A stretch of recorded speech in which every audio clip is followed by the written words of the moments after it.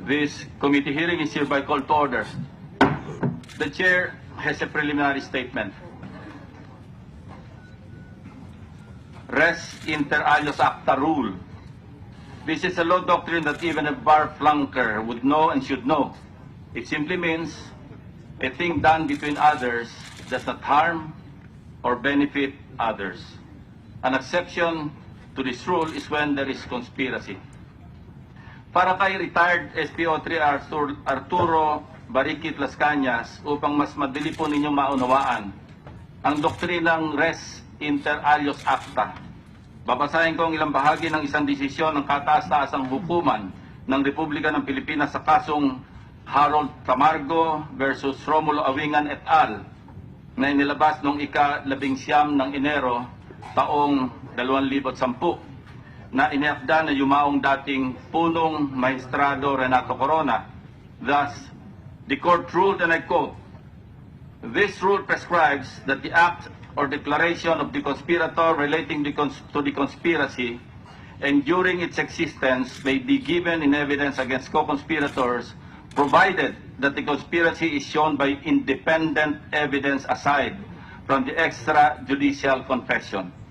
Thus, in order that the admission of a conspirator may be received against his or her co-conspirators, it is necessary that A, the conspiracy be first proved by evidence other than the admission itself, B, the admission relates to the common object, and C, it has been made while the declarant was engaged in carrying out the conspiracy. Otherwise, it cannot be used against the alleged co-conspirators without violating their constitutional right to be confronted with the witnesses against them and to cross-examine them," unquote.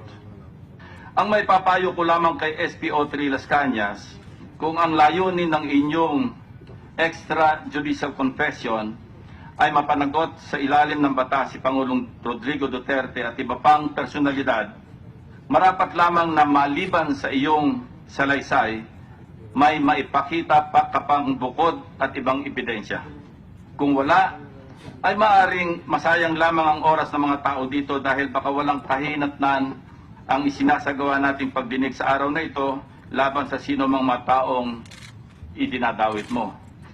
Idagdag pa natin na ang extrajudicial confession ni retired SPO3 Las Cañas ay hindi niya ginawa habang nagaganap ang di umano'y conspiracy na sinasabi niyang kinabibilangan niya mismo, ang nooy Mayor Rodrigo R. Duterte ng Davao City at iba pang mga personalidad na kanya rin binanggit sa kanyang sinumpaang salaysay na lumiban at tumaliwas sa nauna na niyang pinahayag sa isa pang komite ng Senado noong ika-3 na Oktubre taong 2016.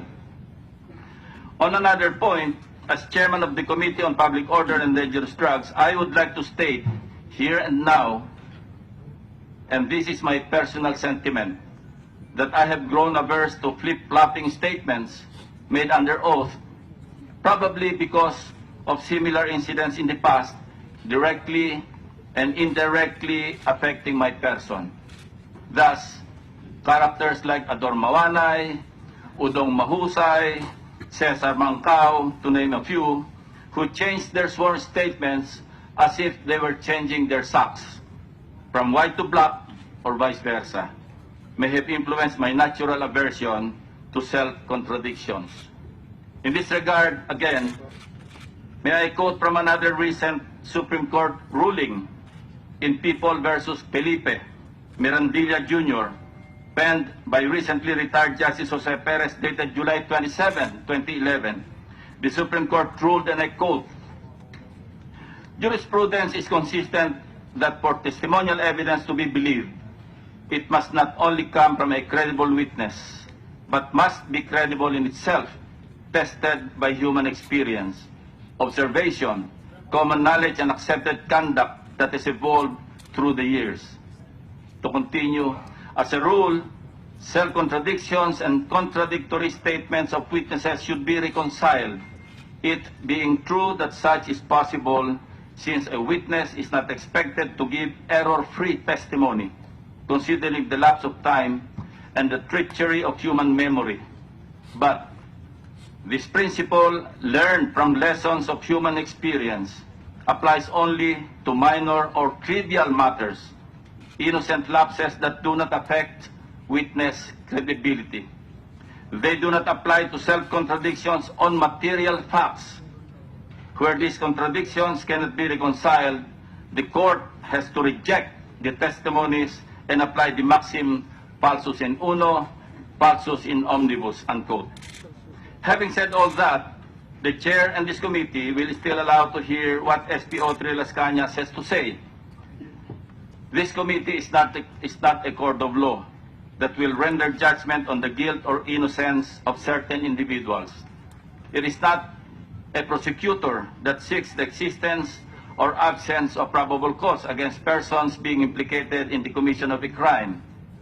In a democracy such as ours, we do not suppress the voice of dissent and assertions of compunction and spiritual renewal, but not without a consequence on the part of the accuser for any misuse or abuse of his basic rights under existing laws of the land.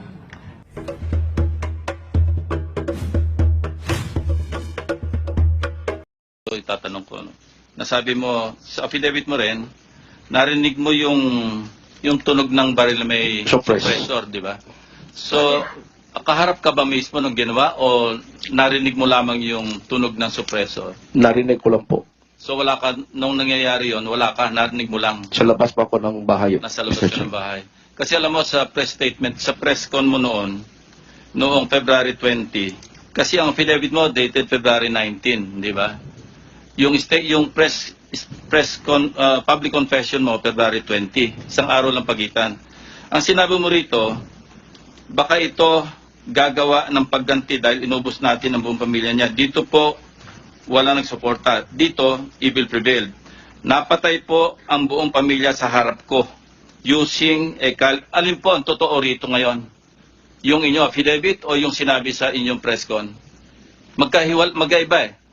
Sa inyong press con, maliwanag na nandyan ka, kaharap ka nung nangyayari kasi napatay po ang buong pamilya sa harap ko using a caliber 22 with a silencer. And the rest po is history. Pero sa iyong affidavit na ginawa nung isang araw lang ang pagitan kasi February 19 against the February 20 public confession, sinabi mo nga at kinonfirm mo ngayon na narinig mo lamang at nasa labas ka ng bahay. So alin po ang totoo talaga? Totoo po yun, Mr. Chairman. Hindi, alin ang totoo sa dalawa? Nandoon ako sa labas pero I consider na nakita So ko. mali yung nasabi mo sa press con. Hindi, Baka- nakalimutan mo? Baka naano ko lang, Mr. Chairman. Please continue. So dito po, pinasunog